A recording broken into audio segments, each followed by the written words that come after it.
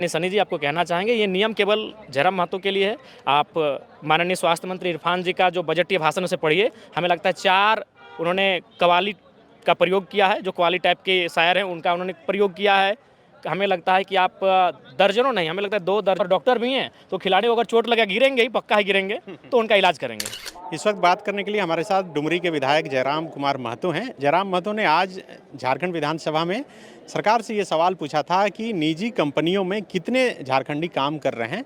झारखंड सरकार का जो अपना नियम है कि 75% स्थानीय को नौकरी देना है। आपका सवाल यही था, क्या सवाल? बिल्कुल, मेरा यही सवाल था कि निजी क्षेत्रों में, जो कि सरकार का विधेयक भी था कि निजी क्षेत्रों में भी 75% आरक्षण झारखंडियों को दिया जाएगा। तो मैंने वही पूछा था कि बताने का कृपया करेंगे कि आपके पास कितने जो कंपनियां हैं वो निबंधित हैं और उनमें कितने आपके पेरोल पर कितने निबंधित श्रमिकों की संख्या है और उसमें झारखंड के कितने हैं। तो उसमें उनका उत्तर है लगभग 7,000 के आसपास जो है वो कुल कर्मी विगत 3 सालों में 2022 से लेकर 2024 तक नामित हुए, जिनमें मात्र 53,000 के आसपास झारखंडी हैं। यानी अगर प्रतिशत में उसे तब्दील करें तो हमें लगता है 21%, जो कि मैंने शर्मनाक नहीं कह सकते हैं। यहाँ के राज्य के युवाओं के 70-80, लेकिन आप एक जमीन आसमान का अंतर है। यहाँ 80% गैर झारखंडी नौकरी कर रहे हैं निजी क्षेत्रों में और 20% झारखंडी नौकरी कर रहे हैं। और ये विपक्ष का विधायक होने के पीछे था और दोनों बार इसका उत्तर आया है, दोनों बार सरकार का यही कहना है कि 20% ही झारखंडी लोग नौकरी कर रहे हैं। लेकिन इसके पीछे का एक तर्क ये भी है कि जब नियम बना उससे पहले नियुक्तियां हो गई थी, तो ऐसा तो नहीं कि जिनकी नियुक्ति हो गई उनको हटा देना है। होता है इसका मतलब ये डेटा जो है, हाँ एक सवाल ये नहीं हो पाएगा कि ये डेटा वो कब तक का दे रहे हैं।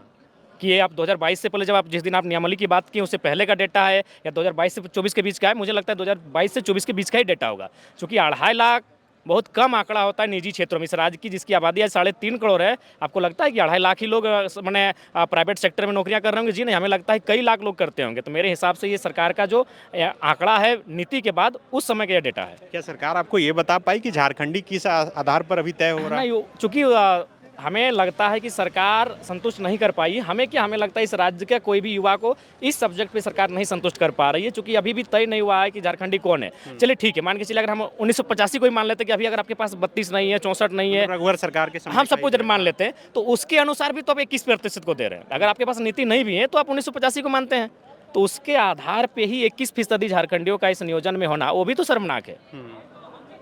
ये तो दुर्भाग्यपूर्ण है। उस नीति के बाद भी तो आप 21% ही झारखंडी को रखे हैं, 80% आउटसाइडर है।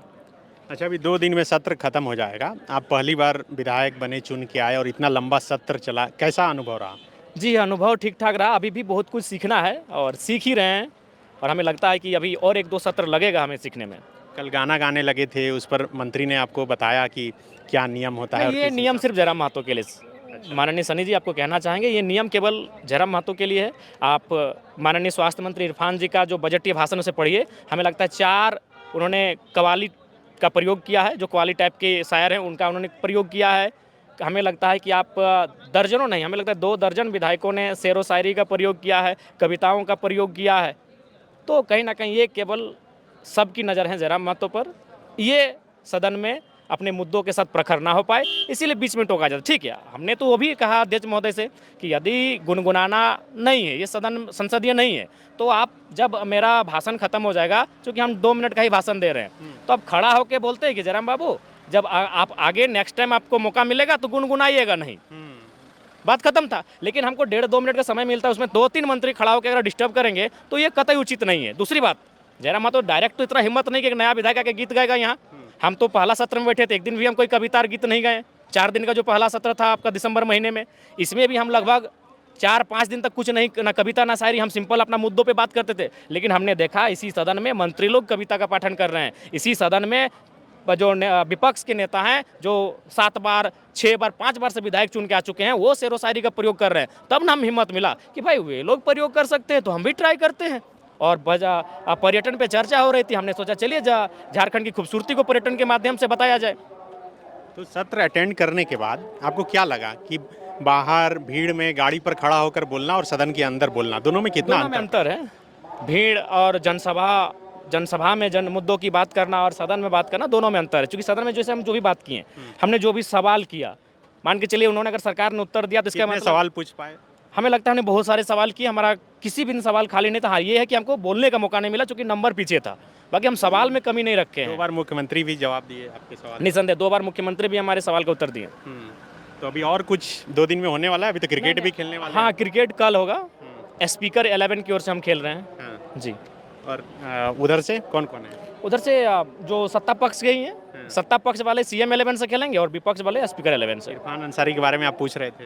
हाँ, हम बोल रहे थे कि उनको खिलाने से अच्छा है, चूंकि हेल्थ मिनिस्टर भी हैं और डॉक्टर भी हैं, तो खिलाड़ी को अगर चोट लगे गिरेंगे ही, पक्का ही गिरेंगे, तो उनका इलाज करेंगे। गोल जहां 27